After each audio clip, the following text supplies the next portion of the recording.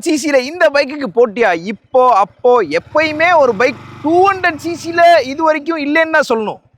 போட்டிக்கு நாங்கள் வரலாமா? 200cc வேணா உங்களுக்கு போட்டிக்கு ஆள் இல்லாமல் இருக்கலாம். ஆனால் 150cc நாங்கள் இருக்கோம்.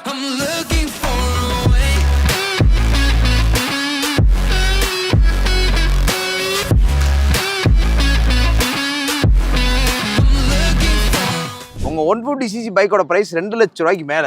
இங்க 200cc பைக் பிரைஸ் 2 லட்சம் ரூபாய்க்குள்ள. அது பார்க்கும்போது நீங்க போட்டிக்கு வந்த தப்பு கிடையாது. விலையே எங்கேயோ இருக்கு. அப்ப நீங்க எப்படி போட்டிக்கு வர முடியும்? எங்க கூட ஒரு 150cc வந்து 2 லட்சம் ரூபாய்க்கு மேலே சேல் பண்ணுறாங்கன்னா விஷயம் இல்லாமல் யாரும் பண்ண மாட்டாங்க.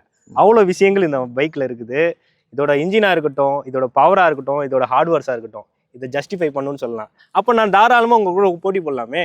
போட்டி போடுங்க, தப்பே கிடையாது. யாருனாலும் யாரு கூட போட்டி போடலாம். ஆனா யார் ஜெயிக்கிறோன்றதான முக்கியம். பார்த்துருவோம். நாங்க எண்ட் ரிசல்ட் நாங்க தான் வந்து டேக் ஆஃப் ஆக போறோம். யாருக்கு MT-15 சூட் ஆகும், யாருக்கு என்ன 200 சூட் ஆகும் அப்படின்றது இந்த வீடியோல டீட்டெயிலா பார்க்கலாம். இந்த ரெண்டு பைக்கும் ஒரே கேட்டகரிக்குள்ள தான் வருது. அது எப்படி அப்படின்னா, NS200 ஒரு நேக்கட் ஸ்ட்ரீட் ஃபைட்டர், நேக்கட் ஸ்போர்ட்ஸ்னு சொல்லலாம்.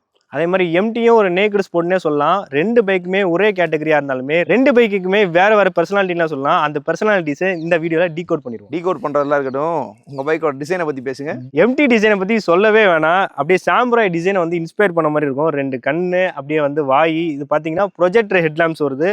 பை ஃபங்க்ஷனல் ப்ரொஜெக்டர்னு சொல்லலாம். ஹெட்லாம்பே வந்து ஒரு ஃபேஸ் ஸ்ட்ரக்சர்ல பார்க்க யூனிக்கா இருக்கு. நீங்க ஒரு யங்ஸ்டரா இருக்கீங்க, உங்களுக்கு ரோட் பிரசன்ஸ் வேணும் அப்படின்னு நினைச்சீங்கன்னா நீங்க கண்டிப்பா MT தான் ப்ரிஃபர் பண்ணணும். நீங்க சொன்னதெல்லாம் சரிதான். பாக்குறதுக்கு வந்து அப்படியே ஒரு ஹியூமன் ஃபேஸ் மாதிரி இருக்குன்னு கூட சொல்லலாம். நேக்கட் பைக் மாதிரி இருக்குன்னு சொல்லலாம். யங்ஸ்டர் நீங்க பாக்குறீங்க, உங்களுக்கு வந்து ஒரு யூனிக்கான டிசைன், பார்க்க வந்து ஒரு ஸ்ட்ரீட் ஃபைட்டர் அக்ரெசிவான ஒரு டிசைன் வேணும்னா அந்த பைக் சூஸ் பண்ணுங்க. பட் NS வந்தோம் அப்படின்னா கம்ப்ளீட்டா வித்தியாசமான கேரக்டர். முதல்ல இந்த ஹெட்லாம்ப் வந்து ப்ராடா இருந்துச்சு, இப்போ கொஞ்சம் ஸ்லிம் ஆக்கிட்டாங்க. LED தான், LED DRL கிடைக்குது. இதில் ப்ரொஜெக்டர் வரல, அதில் ப்ரொஜெக்டர் கொடுக்குறாங்க. ப்ரொஜெக்டர் வேணும்னா நீங்கள் அந்த டிசைனை தான் ப்ரிஃபர் பண்ணணும். இதில் வந்து நார்மல் LEDs தான், பட் LED இஸ் மோர் தென் எனாஃப்னு நினைக்கிறேன். ஆனால் அதே மாதிரி ஃப்ரண்ட் டிசைன் வந்து ஒரு ஃபேமிலி ஃபோக்கஸ் டிசைனாக இருக்கும். என்னதான் நேக்கடு ஸ்ட்ரீட் ஃபைட்டர்னு ஒரு சைடு ப்ரெசென்ட் ஆனாலும் ஃபேமிலி ஆடியன்ஸையும் அட்ராக்ட் பண்ணுற மாதிரி ஒரு டிசைன் தான் NSல இருக்குது. ஸோ அதனால் எங்கள் வீட்டில் வந்து இந்த பைக்கோட டிசைன் ஓரளவுக்கு ஃபேமிலி டிசைன் மாதிரி இருந்தால் தான் அக்செப்ட் பண்ணுவாங்க, வாங்கி கொடுப்பாங்கன்னு நினைக்கிறீங்கன்னா இந்த இடத்துல நான் ஒரு விஷயம் வந்து ஆட் பண்ணோம். ஃபேமிலிக்கு வந்து சூட் ஆகிற டிசைன் அப்படின்னா நீங்கள் NSன்னு சொன்னீங்க. ஃபேமிலியில் ஒரு மெம்பராக நீங்கள் பார்க்கணும்னு நினச்சிங்கன்னா நீங்கள் MT தான். அந்த சொன்ன மாதிரி நான் ஃபேஸ் அப்படியே பார்த்து பேசலாம். என்ன தம்பி என்ன பண்ணுற, 10 ஸ்கோர் வச்சுக்கோங்க. அதனால டிசைனை பொறுத்த வரைக்கும் MT தான் வந்து லீட் பண்ணுதுன்னே சொல்லலாம். ஆமாம், ஆப்வியஸ்லி வந்து உங்களுக்கு அக்ரெசிவான அந்த நேக்கட் ஸ்டைலிங் வேணும் அப்படின்னா நீங்கள் MT தான். பட் எப்பயுமே நேக்கட் பைக்குக்குன்னு ஒரு தனி கேட்டகரி உருவாக்கி விட்டதே NS தான். சொல்ல போனா டேடி நாங்க தான். தள்ளி இல்லைங்க, இவருக்கு ஒரு ஃபாதர் இருக்காரு சரிங்களா. ஃபாதர் இங்க இருக்காரா? ஃபாதர் இங்க இல்ல, அவர் இன்ஸ்பயர் பண்ணி தான் நேர்ல வந்தோம். இவரோட ஃபாதர் இங்க இருக்காரு, கூட்டுறவா தேவலாம் வச்சு. ஆக மொத்தம் வந்து டிசைன் அப்ளிகேஷன் இதுதான். உங்களுக்கு எந்த அப்ளிகேஷன் சூட்டபிளா இருக்குமோ அதுக்கு தகுந்த மாதிரி அந்த பைக்கை ப்ரிஃபர் பண்ணுங்க. ரெண்டாவது விஷயம் பார்க்க வேண்டியது tyre, disc, wheel base, stability, ride quality. இதை பத்தி பேசணும். இதுல நாங்க தான் வின் பண்ண போறோம். ஃப்ரண்ட்ல 100 செக்ஷன் டயர்ஸ் கொடுத்துருக்கோம். அப்படியே பின்னாடி போனா 130 செக்ஷன் டயர்ஸ் கொடுத்துருக்கோம். நாங்களும் முன்னாடி 100 செக்ஷன் டயர்ஸ் தான் கொடுத்துருக்கோம். பின்னாடி 140 செக்ஷன், உங்களோட 10 செக்ஷன் அதிகம். நீங்க 200cc வச்சுட்டு 130 தான் கொடுக்குறீங்க. நாங்க 150cc 140 கொடுக்குறோம். அப்போ ஹேண்ட்லிங்கு, ஸ்டெபிலிட்டி நாங்க தான் லீடிங் பண்றோம். ஓகே, டயர்ஸ் வந்து 10 செக்ஷன் அதிகம். டயரும் பார்க்க கொஞ்சம் பெருசாக தான் இருக்குது. பட் இங்கே வீல் பேஸ் நாங்கள் அதிகமே. என்ன உங்கள் வீல் பேஸ் என்ன? 1363. நாங்கள் 1325. வீல் பேஸ் கம்மியாக இருக்கனால பெர்ஃபார்மன்ஸ் வந்து நமக்கு வந்து நல்லா இருக்கும். ஹேண்ட்லிங்லாம் நல்லா இருக்கும். பட் வந்து ஓவரால் ஸ்டெபிலிட்டி லெவல் பார்க்கும்போது இந்த பைக்கோட வீல் பேஸ் அதிகமாக இருக்கனால இந்த ஸ்டெபிலிட்டி லெவல் பெட்டராக இருக்கும். சரி, உங்கள் பைக்கோட வெயிட் என்ன? எங்க வெயிட் 141. அப்படியே சிட்டிக்குள்ளே வந்து அப்படியே காத்தா இருக்கும். சரி, அப்படியே டிராஃபிக்லாம் அப்படியே பூந்து நாங்கள் வருவோம். ஒரு நிமிஷம் இருங்க. இது 160 கிலோகிராம். லைட்டாக இந்த மாதிரி இப்படி நிமிக்கும் போது மட்டும் வெயிட் தெரியும், ஓகேவா? பட் ஹைவேல 150 கிளாக் பண்ணி போகும்போது ஸ்டேபிளாக போகும். போயிருக்கு. நான் ஆல்ரெடி NS200 யூசர் தான். கிட்டத்தட்ட ஒரு 4 வருஷமா வச்சிருந்தேன். என்ஜாய் பண்ணியிருக்கேன். ஓகே, என்ன நேக்கட் ஸ்ட்ரீட் ஃபைட்டர், என்ன நம்ம MT பற்றி பேசுகிறோம்? NS இஸ் NS தான். MT வந்து 150 போகாதுன்னு நீங்கள் நினைக்கிறீங்களா? நான் 150 போகாதுன்னு சொல்லல. அப்புறம் நீங்கள் அதை வச்சு தானே பெருசாக பேசுறீங்க. இப்போ நீங்கள் வண்டியை கொண்டு வந்து நிப்பாட்டினது காரணமே 150 போகுன்றனால தானே. ஆமாம், நாங்கள் 200cc இருந்தாலும் 155 வரைக்கும் போகுது. ஓகே, இந்த செக்மெண்ட்ல இந்த பைக்கோட பெர்ஃபார்மன்ஸ் வேற எந்த பைக்ல இல்ல. 200cc நாங்க இருக்கோம்ல 200cc. சரி, நீங்க வேற என் நடுவில் வந்து வைக்க பொருட்கள் ஒழிஞ்சிருக்கு மாதிரி. அதனால இப்ப நான் சொல்ல வர கருத்து என்னன்னா, வீல் பேஸ் அதிகம், வெயிட் பேலன்ஸ்டா இருக்கு. 130 செக்ஷன் டயர்ஸ் தான் கொடுத்துருக்காங்க. ஒரு 140 போயிருக்கலாம், பட் போகல. இருந்தாலும் இந்த டயர்ஸை வச்சு பவர் டு வெயிட் ரேஷியோ ப்ராப்பரா கேலிபிரேட் பண்ணி 150 அட்டைன் பண்ணாலும் ஸ்டேபிளா போகும். நீங்க 150 போங்க, தப்பு கிடையாது. உங்க பைக் ஸ்டேபிளா போகுமா? காத்துல கொஞ்சம் வந்து அலசும். அலைபாயும். ஆமா, நம்ம பைக் வந்து 150 சிசியா இருந்தாலும் 150 கிலோமீட்டர் ஸ்பீடு போறதுக்கு காரணம் பவர் டு வெயிட் ரேஷியோ தான். வெயிட் கம்மின்றனால வந்து நல்லா வந்து நமக்கு ஸ்பீடு போகுது. பட் வந்து ஹைவே ஸ்டெபிலிட்டின்றது கொஞ்சம் கம்மி தான். ஆமா, சிட்டிக்குள்ள நீங்க நினைச்ச மாதிரி ஓட்டலாம், என்எஸ்ஸையும் ஓட்ட முடியும். பட் அந்த இடத்துல ஒரு ஆடட் அட்வான்டேஜ் எம்டியில் என்னன்னா லைட் வெயிட்னஸ் தான் சிட்டிக்குள்ள அஜைல யூஸ் பண்றதுக்கு. பட் என்எஸ் வந்து கொஞ்சம் ஒரு பாயிண்ட் பிட் ஹார்டா இருக்கும் பிகாஸ் ஆஃப் வெயிட். இதை நான் அக்செப்ட் பண்ணிக்கிறேன். அப்போ daily computers, daily sports bike வேணும்னு நினைக்கிறவங்க வந்து இப்பதான் சொன்னேன் ஒரு பாயிண்ட் பிட்டுன்ட்டேன். ஒரு பாயிண்ட் பிட்டு. அதுக்கும் இது வந்து நான் வந்து ஒரு சூப்பர் பைக்னு சொல்லலையே. ஏங்க நான் தினமும் ஹைவேஸ்ல எடுத்து ஓட்ட போறேன். என்னங்க நீங்க? அப்ப நான் வந்து தினமும் ஹைவேஸ்லயே ஓட்ட போறேன். சிட்டிக்குள்ள யூஸ் பண்றதுக்கு தாங்க 200 சிசி. சரி, இவ்வளவு பேசுறீங்களே, பிரேக்ஸ் என்ன எப்படி இருக்கு? பிரேக்ஸ் என்ன, முன்னாடியே டிஸ்க் கொடுத்துருக்கோம், பின்னாடி டிஸ்க் தான் கொடுத்துருக்கோம். நாங்கள் டுயல் சேனல் ஏபிஎஸ் ஸ்டாண்டர்டாக கொடுப்போம். வள வேரியன்ட்லாம் கிடையாது. நாங்க வந்து எல்லாருக்குமே பைக் கொடுக்கணுன்றக்காண்டி சிங்கிள் சேனல் ஏபிஎஸ்லாம் முதல் கொடுத்துட்டு இருந்தோம். இப்போ டுவல் சேனல் ஏபிஎஸ் தான். Dual disc, dual channel ABS. பிரேக்கிங்லாம் அப்படியே ஷார்ப்பாக இருக்கும். ஃப்ரண்ட் பிரேக்ஸ்லாம் ஒரு 130ல போய் அடிச்சா கூட அப்படி நச்சு நிற்கும். நாங்களும் அப்படிதான். சிட்டிக்குள்ள எவ்வளோ ஃபாஸ்ட்டாக நீங்கனாலும் நீங்கள் போகலாம். சிட்டிக்குள்ள ஃபாஸ்ட்டாக போகலாம். நோட் பண்ணி தவறாக எடுத்துக்காதீங்க. ஃபாஸ்ட்டாக போகக்கூடாது. இப்போ ஃபாஸ்ட்டாக போகிற சுச்சுவேஷன் இருந்தாலும் டக்குன்னு முன்னாடி வந்து ஒரு அப்டக்கல்ஸ் வந்துடுது. முன்னாடி ஏதாவது ஒரு எதுக்கு ஃபாஸ்டா போறீங்க? இப்ப இல்ல நான் கேக்குறேன், எம்டி வச்சுக்கிட்டாலே வந்து வேகமா போணுமா? வேலைக்கு லேட் ஆயிடுச்சு, சீக்கிரம் கிளம்பி போக வேலைக்கு. ஏன் வேலைக்கு சீக்கிரம் கிளம்பி போக கூடாதா? ஒரு எமர்ஜென்சி அப்படின்னா நம்ம வேகமா போறோம் அப்படின்னா முன்னாடி ஒரு அப்டக்கல்ஸ் வருதுன்னா டக்குன்னு பிரேக் அடிக்கும். இதோட பிரேக்கிங்க யமஹாவில் வந்து நீங்க பிரேக்கிங் வந்து சொல்லவே வேணாம், அவ்வளோ சூப்பரா இருக்கும் பிரேக்கிங். பஜாஜ் வந்து அந்த அளவுக்கு கால்குலேட் பண்ணியிருக்காங்களான்னு எனக்கு தெரியாது. நீங்க யூஸ் பண்ணது அந்த பைக்கு, நான் யூஸ் பண்ணது இந்த பைக்கு. நான் இந்த பைக்கை பத்தி தானே பேசுறேன், நீங்க அந்த பைக் மட்டும் பத்தி பேசுங்க. அதான் இந்த பைக் தான் சொல்றேன். எங்க பைக்ல வந்து பிரேக்கிங் சூப்பரா இருக்கும். இங்க என்ன சொந்தம் அப்படின்னா ரியர் பிரேக்ஸை வச்சு சிட்டிக்குள்ள யூஸ் பண்ணும்போது அந்த ஒரு 50-60ல ஒரு மெச்சோர்டான ஒரு ப்ராப்பர் பிரேக்கிங் இருக்கும். நீங்க மெச்சோர்டா ஓட்டினீங்கன்னா மெச்சோர்டான பிரேக்கிங், அக்ரெசிவ் ஓட்டினா அக்ரெசிவான பிரேக்கிங் எஃபிஷியன்சி இருக்கும். ஃப்ரண்ட் சொல்ல வேண்டியதில்ல. ப்ரோ சொன்ன மாதிரி அப்டக்கல் வருது, சடன் பிரேக் அடிச்சிங்கன்னா உடனே நிற்கும். உங்களுக்கு ஒரு ஃபியூச்சர் லோடடான ஒரு பைக் வேணும்னு நினைச்சீங்கன்னா நீங்க MT-15 தான் நீங்க ட்ரை பண்ணணும். ஏன்னா நாங்க TFT கிளஸ்டர் கொடுக்குறோம். எந்த வேரியன்ட் கொடுக்குறீங்க? Top variant deluxe. என்ன விலை அதுக்கு? 2,12,000 ஆன் ரோட் பிரைஸ். இதுல LCD கிளஸ்டர் ஒன்று கொடுக்குறீங்களா? ஆமா. அதோட விலை என்ன? 2,02,000. இதோட விலை என்ன தெரியுமா? கடைசியாக சொல்றேன், அந்த 2 லட்சம் ரூபாயோட ஃபார் அஃபோர்டபுளா இருக்கும். சரி, LCD கிளஸ்டர் தான் கொடுக்குறோம். ஏர்போஷன் இண்டிகேட்டர் வந்துருக்கு. ஏன் TFT கொடுக்கல? டாக்கோமீட்டர் கொடுத்துருக்கோம். ஒரு நிமிஷம் இருங்க, ரீட் அவுட்லாம் வந்துடும். அதுக்கப்புறம் turn by turn navigation, bluetooth connectivity, அது போக 3 IBS மோட்ஸ் இருக்கு. பட் அது யூஸ் பண்ண கொஞ்சம் டஃப்பாக தான் இருக்கு, நானே ஒத்துக்கிறேன். இந்த கிளஸ்டர் ஆக்சஸ் பண்ணுறதுக்கு அந்த அளவுக்கு யூசர் ஃப்ரெண்ட்லியாக இல்லை. நீங்கள் யூஸ் பண்ணி பழகி உங்களுக்கு பழகலாம். அண்ட் ஃப்ரண்ட்டில் USD ஃபோக்ஸ் கொடுத்துருக்கோம், USB சார்ஜிங் போர்ட் கொடுத்துருக்கோம். இந்த மாதிரி பேசிக்காக ஒரு ரைடருக்கு ரைடு போகிறதுக்கு என்னென்ன தேவையோ எல்லாமே கொடுத்துருக்கோம். நாங்கள் பெட்டராகவே கொடுத்துருக்கோம்னு சொல்லலாம். என்ன TFT கிளஸ்டர் கொடுத்துருக்கோம். அதில் ரீட் அவுட்ஸ்லாம் உங்களோட நல்லா டீட்டெயில்டாகவே இருக்கும். ப்ளூடூத் கனெக்டிவிட்டி இருக்குது, 10x10 நேவிகேஷன் இருக்குது, average fuel economy, average distance எல்லாமே நமக்கு இந்த ரீட் அவுட்டில் வந்துடும். TFTயில் கொடுத்து காமிச்சிருக்கீங்க, நாங்கள் LCDயில் கொடுத்து காமிச்சிருக்கோம். எங்கிட்டையும் LCD இருக்குது. ஒரே ஒரு ஃபீச்சர் இல்லை உங்ககிட்ட இருக்குது, ட்ராக்ஷன் கண்ட்ரோல் மட்டும் எங்கிட்ட இல்லை. ஆமாம், இல்லை அப்போ ஃபியூச்சரில் நாங்கள் தானே லீட் பண்ணுறோம். ட்ராக்ஷன் கண்ட்ரோல் ஒன்றும் அவனுக்கு தெரிஞ்சு அவ்வளோ பெரிய ஃபீச்சர் மாதிரி இன்னைக்கு டேட்டுக்கு ட்ராக்ஷன் கண்ட்ரோல் கொடுக்குறோம்ல. நீங்க கொடுக்கல, தேவைப்படுது. பட் இல்ல, நாங்களும் USD கொடுக்குறோம். உங்க USDயோட எங்க USD கோல்டன் USD பார்க்கவே வந்து அட்ராக்டிவா இருக்கு. வந்து அப்படியே காமிச்சிக்க மாட்டோம், சட்டிலாவே இருப்போம். வேற என்ன ஃபீச்சர் கொடுத்துருக்கீங்க? USDக்கு அழகே இந்த கோல்டன் கலர் தான். கோல்டன் கலர் இல்லாம ஒரு USDயா? சரி ரைட், அடுத்த ஃபீச்சர் என்ன கொடுத்துருக்கீங்க? சோ எங்கிட்ட ஹசார்ட் லாம்ப்ஸ் இருக்கு, உங்ககிட்ட இல்ல.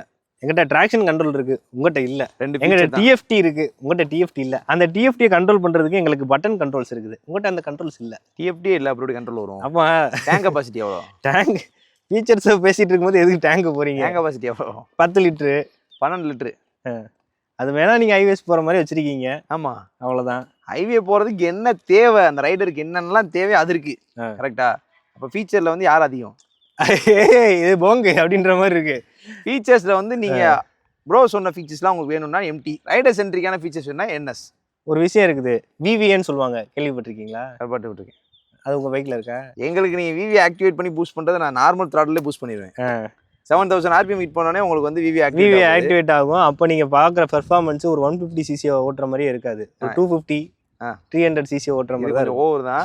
200 கூட நின்று போட்டி போறதுனால 250லாம் சொல்லாதீங்க, நல்லா இருக்கும். அதனால நீங்க வந்து எதிர்பார்க்கலாம். அதுக்கு தான் அந்த 2 லட்சம் ரூபாய் VVA டெக்னாலஜிக்கு 2 லட்சம் கொடுக்குறீங்க. அந்த VVA டெக்னாலஜி இல்லாமே இங்க வந்து 5000 RPM ஹிட் பண்ணும் போது ஒரு புல் பண்ணும் பாருங்க, அதை நீங்க டெஸ்ட் டே பண்ணி பார்த்துட்டு ஃபீல் பண்ணுங்க. சரி, ஃபீச்சர்ஸ் அதிகம்னு சொல்லிட்டீங்க.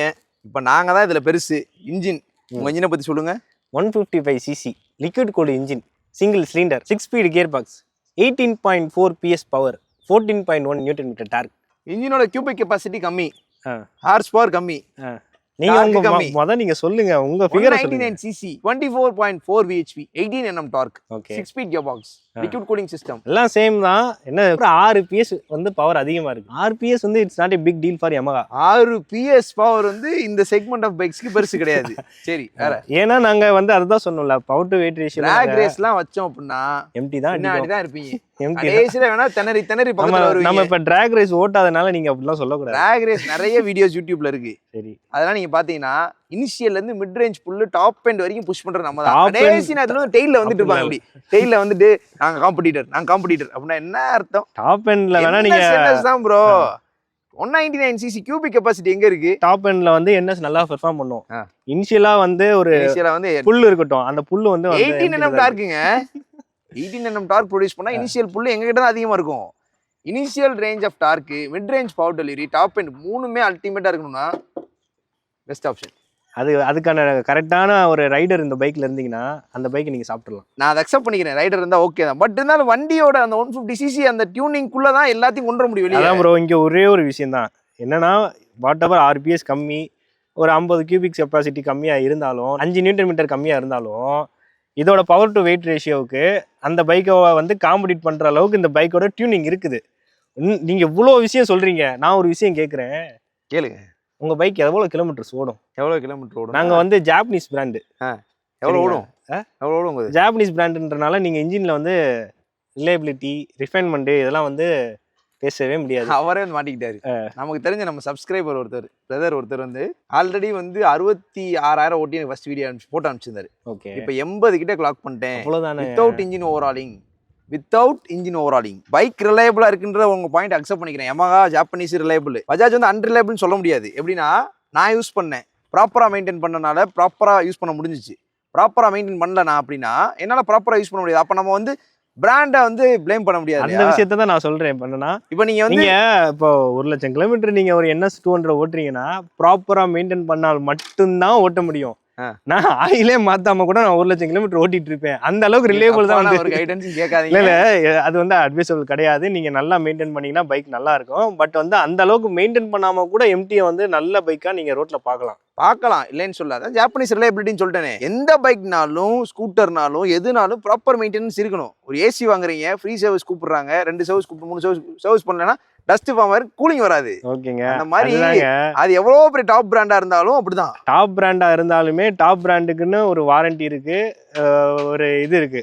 இங்க பைக்ஸ்க்கு அதை எடுத்துட்டு வராதீங்க ப்ரோ. நான் சொல்ல ஒரு அந்த அதேதான் ப்ரோ. இதுமே வந்து அதோட இது பெரிய பிராண்ட் தான். இன்டர்நேஷனல் பிராண்ட் இந்தியன் பிராண்ட் எவ்வளவு தூரம் கான்ட்ரிபியூட் பண்ணுதுன்றேன். நீங்க அப்படி இது வேணா நான் அக்செப்ட் பண்ணிக்கிறேன். இந்தியன் பிராண்ட் வந்து இவ்வளவு தூரத்துக்கு ப்ராப்பரா மெயின்டைன் பண்ணா இந்த பைக்கை நீங்க லட்சக்கணக்கான கிலோமீட்டர் ஓட்டலாம். பட் இந்த பைக்கை நீங்க ப்ராப்பரா மெயின்டைன் பண்ணலனா லட்சக்கணக்கான கிலோமீட்டர் ஓட்ட முடியாது. இதுதான் வேலிடான ட்ரூத். இப்போ நான் ஆயிலே மாத்தாம ஓட்டுவேன் அப்படின்றது அது எப்படி எடுத்துக்கிறதுனே தெரியல. ஆயில மாத்துங்க, ப்ராப்பரா ஆயில மாத்தாம ஓட்டுங்கன்னு சொல்லல. ஆயில ப்ராப்பரா மாத்துங்க, யூஸ் பண்ணுங்க. பட் உங்களோட யூசேஜ், உங்களோட நீங்க எப்படி இந்த பைக்கை மெயின்டைன் பண்றீங்க, எப்படி ரைட் பண்றீங்கன்றத பொறுத்து உங்க பைக் ரிலையபிளா இருக்க போதா இல்லையான்றது டிசைட் ஆகும். ஆனா இன்னைக்கு எத்தனை பேருக்கு தெரியும்னு எனக்கு தெரியல. இன்னைக்கு நான் இன்னொரு விஷயத்தை ஆட் பண்ணோம். இன்னைக்கு நிறைய யங்ஸ்டர்ஸ் வந்து எம்டி யூஸ் பண்றாங்க. பட் யாருமே ப்ராப்பரா மெயின்டைன் பண்றது இல்ல. ஸோ மெயின்டைன் பண்ணாதனால இந்த எம்டியுமே கேவலமான கண்டிஷன்ல நிறைய பார்க்க முடியுது. ஸோ நீங்க யாரும் அந்த மாதிரி யூஸ் பண்ணாதீங்க. நீங்க ஜாப்பனீஸ் பிராண்ட் ஒரு சூப்பரான பிராண்டா, அதை சூப்பராக மெயின்டைன் பண்ணீங்கன்னா 2 லட்சம் 3 லட்சம் 4 லட்சம் கிலோமீட்டர் கூட நீங்க அசால்ட்டா வந்து கிளைம் பண்ணலாம், யூஸ் பண்ணலாம். இந்த பைக்கும் அப்படிதான், NS அப்படிதான். இல்லைன்னு எந்த பைக் யூஸ் பண்ணாலும் எப்படி நம்ம யூஸ் பண்றோம், எப்படி நம்ம மெயின்டைன் பண்றோம், கரெக்டாக டைம்லி மெயின்டெனன்ஸ் இருக்கா, கரெக்டாக இந்த பைக்கை எப்படிலாம் யூஸ் பண்ணுமோ அந்த ஸ்ட்ரக்சர்ல யூஸ் பண்ணோம்னா லட்சக்கணக்கில் கிடக்கும். பட் நம்ம வந்து அப்படி யூஸ் பண்ணல அப்படின்னா நம்ம வந்து லட்சக்கணக்கையும் எதிர்பார்க்க கூடாது, ரிலையபிலிட்டியை பற்றி பேசவே கூடாது. ஸோ இந்த இடத்துல நான் ஒரு விஷயம் ஆட் பண்ணோம். நிறையா யங்ஸ்டர்ஸை நம்ம பார்க்கும்போது இந்த NSஆ இருக்கட்டும், MTஆ இருக்கட்டும், அந்த பைக்கை வச்சு நிறையா ரேஷ் டிரைவிங் பண்ணுறாங்க. இந்த கும்பலாக போகிறப்போ நல்லா ரவ் பண்ணி ஓட்டுறாங்க. இந்த ஸ்டாண்டை கீழே வந்து தேய்ச்சிட்டு தீப்பொறி படக்க வச்சு. ஸோ ஏன் இப்படி பண்ணுறீங்கன்னு எனக்கு தெரியல. அது நான் ப்ரொஃபஷனலாக இல்லை. ஸோ நீங்கள் லைஃப்பில் அடுத்த கிரேடுக்கு போனோம் அப்படின்னா அந்த மாதிரி பண்ணாதீங்க. அந்த பிஹேவியர்னால உங்களுக்கும் சேஃப்டி கிடையாது, பக்கத்தில் இருக்கவங்களுக்கும் சேஃப்டி கிடையாது. ஸோ நீங்கள் பைக்கை ப்ராப்பராக வந்து யூஸ் பண்ணுறீங்க அப்படின்னா நல்ல விஷயம். ஸோ உங்கள்கிட்ட நான் ஒரு வேண்டுகோளாக வச்சுக்கிறேன். அப்படி யாராச்சும் இருந்தீங்கன்னா ப்ளீஸ் மாற்றிக்கோங்க. நிறைய யங்ஸ்டர்ஸ்க்கு ஒரு பைக் வாங்கணும் அப்படின்னாலே ஃபஸ்ட்டு அவங்களோட லிஸ்ட்டில் அந்த எக்ஸாஸ்ட் நோட்டுன்ற ஒரு விஷயம் இருக்கும். NSல அதை பற்றி நம்ம பேச வேண்டியதில்லை, யோசிக்க வேண்டியதில்லை. ஏன்னா லவுடான எக்ஸாஸ்ட் இருக்குது. நான் ஸ்டார்ட் பண்ணி காமிக்கிறேன். நல்லா லவுடான எக்ஸாஸ்ட் இருக்கும். உங்க பைக்கை ஸ்டார்ட் பண்ணுங்க. அக்செப்ட் பண்றேன். அந்த ஓஜி நோட் அந்த பழைய என்எஸ்ல இருந்து இப்போ வரைக்கும் வந்து எவ்வளவு அப்கிரேட் ஆனாலுமே அந்த டோன் வந்து மாறல, அப்படியே தான் இருக்கு.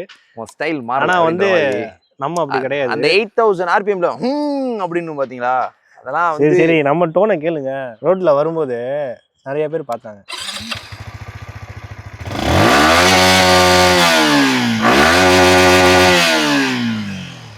அதாவது இந்த நோட்டை கேட்கும்போது உங்களுக்கு ஒரு விஷயம் ஞாபகம் வரும். இந்த பழைய டியூக் 200 கேள்விப்பட்டிருக்கீங்களா? இந்த பழைய டியூக் 200 டாபிக் இது ஆல்ரெடி முடிஞ்சு போனதால ஞாபகப்படுத்தாதீங்க. ஆல்ரெடி அந்த பைக் அந்த நோட்டை வந்து நீங்க இதுல வந்து கேட்க முடியும். சாரி நீங்க தப்பா நான் ஃபீல் பண்ணேன். இப்போ தப்பா எடுத்துக்காதீங்க. யாரும் டியூக் 200 ஃபேன்ஸ் தப்பா எடுத்துக்காதீங்க. இல்ல இது பர்சனலா மாதிரி இருக்கு நினைச்சாருன்னு நினைக்கிறேன். அது இல்லூஷனா இருக்கும் ப்ரோ. அந்த நோட் எப்படி இருக்கும், பீட் ஒன்னு டப்பு டப்பு டப், அந்த பீட்டே வேற ப்ரோ. நான் இப்போ வரும்போது அதை ஃபீல் பண்ணேன். இப்போ நான் தான் வந்து ஷோரூம்ல இருந்து இந்த பைக் எடுத்துட்டு வந்தேன். வரும்போது நான் தான் டிரைவ் பண்ணிட்டு வந்தேன். டிரைவ் பண்ணிட்டு வரும்போது எனக்கு அந்த நோட் கேட்டுச்சு. சாரி தப்பா எடுத்துக்காதீங்க. அதோட இன்ஜின் நோட் வேற, இதோட இன்ஜின் நோட் வேற. இப்படி சொல்லுங்க. டியூக் 200 எல்லாம் போகாதீங்க தயவு செஞ்சு. ஆல்ரெடி நாங்களாம் அந்த பைக்கோட எக்ஸாஸ்ட் நோட்டை மிஸ் பண்ணிருக்கோம். இப்போ வந்துட்டு டியூக் 200 சரி அந்த அளவுக்கு ஒரு 50% நீங்க அந்த நோட்டை வந்து இந்த பைக்ல ஃபீல் பண்ண முடியும். 50% லவுடான எக்ஸாஸ்ட் நோட் என்ன 200ல இருக்கு, அவ்வளவுதான். இப்போ செக் வைக்க வேண்டிய டைம் வந்தாச்சு. ஏன்னா எர்கனாமிக்ஸ் கம்ஃபர்ட் எல்லாத்துலேயும் லீட் பண்ண போகிறது நம்ம தான். சீட்டை பாருங்களேன், ரைடருக்கு எவ்வளோ லென்த்தான சீட்டு, விட்டும் நல்ல விட் இருக்கும், தை சப்போர்ட் ஓரளவு கிடைக்கும். அண்ட் பில்லியனுக்கு சொல்ல வேண்டியதே இல்லை. 2 சைடு கால் போட்டோம்னா உட்காந்துக்கலாம், ஒரு சைடு உட்காந்தாலும் மேனேஜ் பண்ணி உட்காந்துக்கலாம். பில்லியன் சீட் இருக்கு, அது நல்லா இருக்கு. இங்கே வாங்க வாங்க பக்கத்தில் வாங்க பேசுங்க. ரைடருக்கு ஒரு கம்ஃபர்டபுளான சீட் இருக்குன்னு சொல்லலாம்.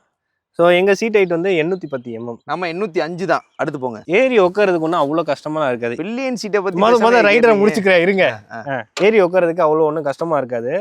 ரைடர் ட்ரையாங்கிள் பார்க்கும்போது உங்களுக்கு ஒரு நேக்டு ஸ்போர்ட்ஸ் பைக், ப்ராப்பரான நேக்டு ஸ்போர்ட்ஸ் பைக் போர்ஷனில் இருக்குது.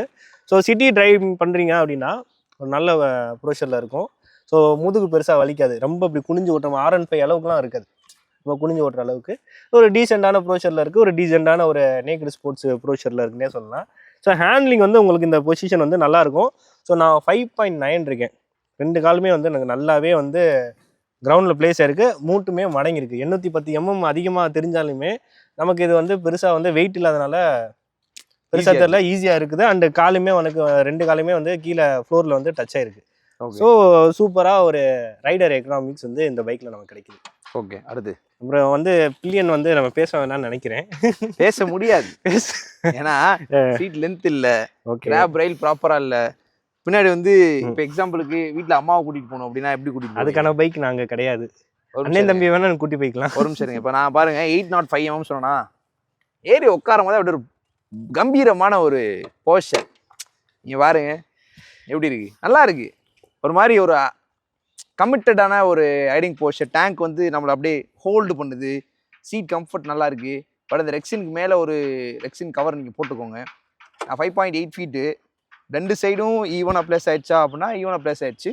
முட்டுமே மடங்கி தான் இருக்குது. இதில் வந்து கிளிப் ஆன் ஹேண்டில் பார்ஸ் கொடுத்துருக்காங்க, ரைஸ் பண்ணி கொடுத்துருக்காங்க. அது டுவர்ட்ஸ் த ரைடராக இருக்குது. நீங்கள் பாருங்கள், குடிஞ்சலாம் நான் ஓட்டல, அந்த நேக்கட் பைக்கான ஃபீல் எனக்கு கிடைக்குதா? ஆனால் அதே மாதிரி பில்லியன் பின்னாடி 2 சைடு கால் போட்டு உட்காரணுங்கன்னா பக்காவாக இருக்கும். எவ்வளோ தூரம் வேணாலும் போகலாம்.